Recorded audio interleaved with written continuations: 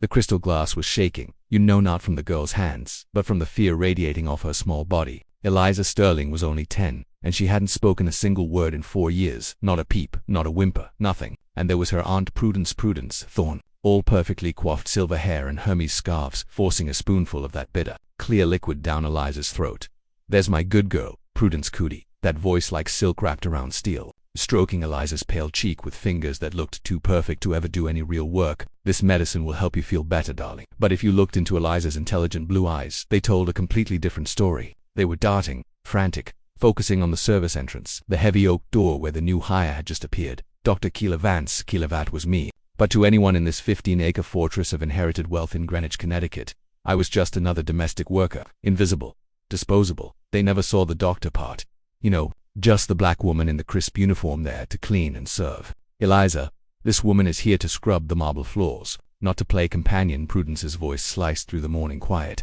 A sharp, cold blade. I had been Dr. Keeler Vance Johns Hopkins, 95, specializing in pediatric medicine and forensic toxicology. I'd lost my license, my career, my entire life fighting a major pharmaceutical scandal. I'd exposed the big pharma executives bribing pediatricians to push opioids on kids. It cost me everything. My integrity was intact, but my bank account and reputation were ruined. So, here I was, a ghost of a doctor, dusting crystal chandeliers, but my trained medical eye doesn't just turn off, I saw the dilated pupils, the subtle tremor in Eliza's hands as she flinched away from Prudence. Something is terribly wrong here. This wasn't just grief or selective mutism from her parents' tragic car accident 4 years ago. This was systemic. Eliza was the sole heir to a staggering fortune, living in a mansion screaming generational wealth, yet she sat silent at her antique desk, sketching pictures that would chill you to the bone, herself with an X across her mouth, dark figures looming over her bed. "The poor child hasn't spoken since the accident," Prudence explained to me later, her practiced sympathy dripping like honey,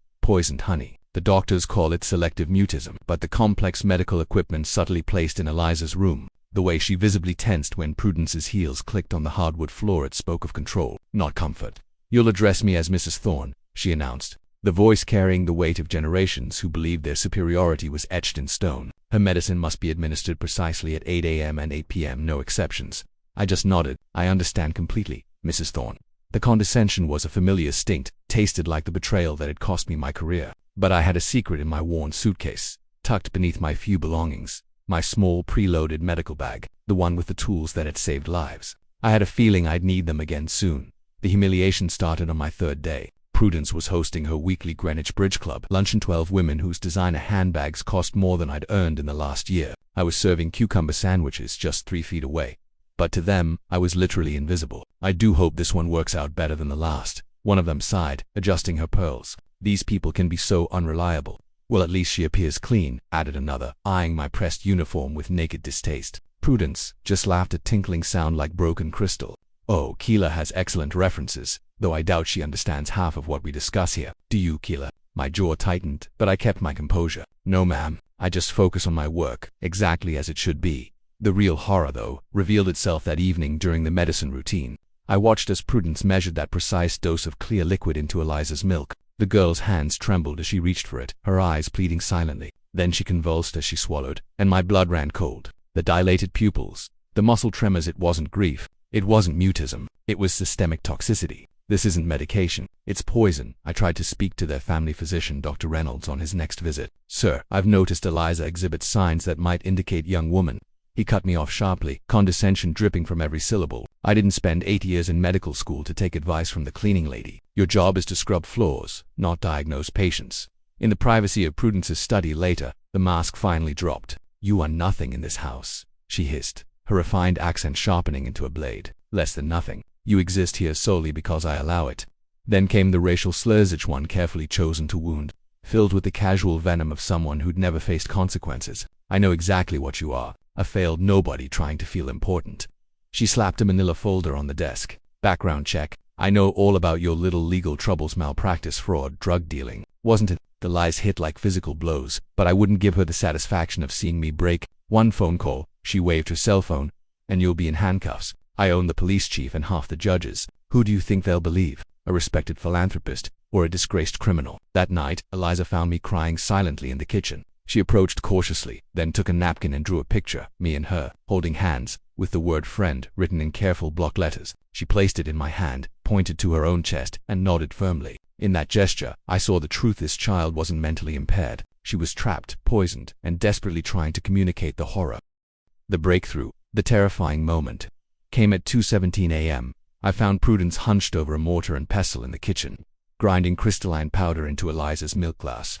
I heard her mutter the words that sealed her fate. 5 milligrams per kilogram body weight should accelerate the process nicely. My medical training screamed those are the precise calculations of someone administering controlled doses of poison. The next morning, while Prudence was at her country club meeting, I transformed the laundry room into a makeshift lab. Vinegar, baking soda, iodine, crude tests that confirmed my darkest fears. Mercury, lead acetate, thallium sulfate, a cocktail of neurotoxins designed to mimic natural neurological decline. My God, I whispered, staring at the color change reactions.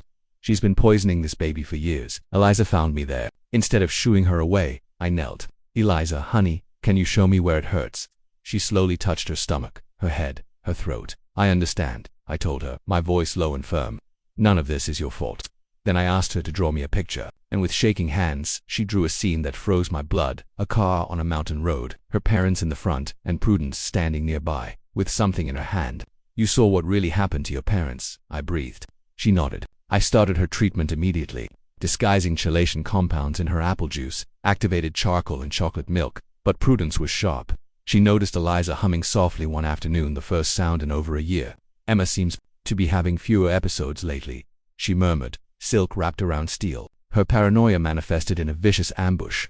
She planted a bottle of prescription opioids in my room, then called the police. I hate to do this, Prudence told the officer, a longtime family friend, but this woman has been stealing medications and possibly selling them. The police tore through my meager belongings, but from the top of the stairs, Eliza watched the entire charade. And that evening, she drew a detailed picture of Prudence planting the drugs, hiding it inside her stuffed rabbit, Winston, right next to my hidden recording device. The final confrontation erupted that night at 8 p.m. during the medicine routine. Prudence entered the room with a syringe filled with enough concentrated mercury to kill Eliza within hours. Time for your special medicine tonight, darling, she cooed, her eyes gleaming with murderous intent. But before she could move, I stepped out from behind the door. Step away from the child now. Prudence whirled, her face contorting with rage. How dare you? Get out. You're just the help. I don't think so, Margaret. I reached into my apron, pulling out my medical bag. The change in me was absolute. I'm Dr. Keila Vance, Johns Hopkins Medical School, board certified in pediatric medicine and forensic pathology. I specialized in toxicology cases. I can identify mercury poisoning from across a room. Prudence's face went white. I laid out the lab reports on the dresser. I've documented everything. Tissue samples, chemical analysis, dosage calculations. I know exactly what you've been doing. Then Eliza spoke. Her voice was clear, strong, the first words in 4 years. She saved my life. Dr. Keila has been treating me, making me better, undoing what you did to me. Prudence staggered backward as if physically struck. You were poisoning me, Eliza continued, her young voice steady and accusatory. Just like you poisoned Mommy and Daddy. I saw you that night on the mountain road. I saw you cut their brake lines. Suddenly, Thomas, the elderly butler, appeared in the doorway, holding the recording device. I've been documenting your crimes for months, Mrs. Thorne. Dr. Vance gave me the courage to act, but Prudence had one last desperate card. She pulled a second syringe from her designer purse, concentrated fentanyl. If I can't have Eliza's inheritance, she screamed, the mask of refinement shattered, we'll all die together. Her confession poured out her hatred for her brother, her 20 years of planning. I showed him who was really superior when I cut his brake lines. As she lunged at Eliza, the child with reflexes I'd coached her on rolled off the bed and activated a hidden panic button.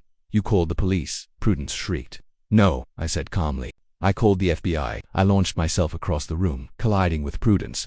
The fentanyl syringe flew, rolling under the bed, but its deadly contents began seeping out. Eliza was the first to show respiratory distress. She was dying again. I dropped Prudence's unconscious form, grabbed my medical bag, and jammed a preloaded naloxone injector into Eliza's small arm. It worked instantly, but the stress triggered a cardiac arrhythmia from the years of heavy metal poisoning. Her heart was failing. Thomas, call an ambulance. Pediatric cardiac emergency. I tore open her gown and started chest compressions, practiced precision on a child's fragile ribcage. The FBI burst in. They found the scene. Prudence Thorne, surrounded by evidence, and Dr. Keila Vance, former maid, performing emergency life-saving medicine on a dying child. Eliza's eyes fluttered open. Dr. Keila, she whispered, her voice barely audible. Are we safe now? Yes, baby, I said, tears finally streaming down my face. We're safe, you're safe, and you're going to be completely healthy again. Prudence was led away in shackles. Her final venomous attack, "You're still nothing but a worthless," was cut off by Eliza's clear, strong voice. She's not nothing. She's my hero, and she's going to be my mother. In the end, the woman Prudence saw as an ignorant ghetto rat exposed her crimes, saved her victim, and ultimately became her adoptive mother. My medical license was fully restored. The pharmaceutical executives who framed me were indicted, and the mansion became the Eliza Sterling Center for Child Protection, a state-of-the-art facility, where I serve as chief medical officer. Eliza herself became the face of child protection advocacy, testifying before Congress. Prudence Thorne saw a black domestic worker and assumed ignorance. She saw poverty and assumed inferiority. Her prejudices were a willful blindness that cost her everything, and they blinded her to the brilliant doctor standing right in front of her. The deeper message resonates across every community, doesn't it? We are surrounded by hidden heroes. The immigrant taxi driver might be a former surgeon.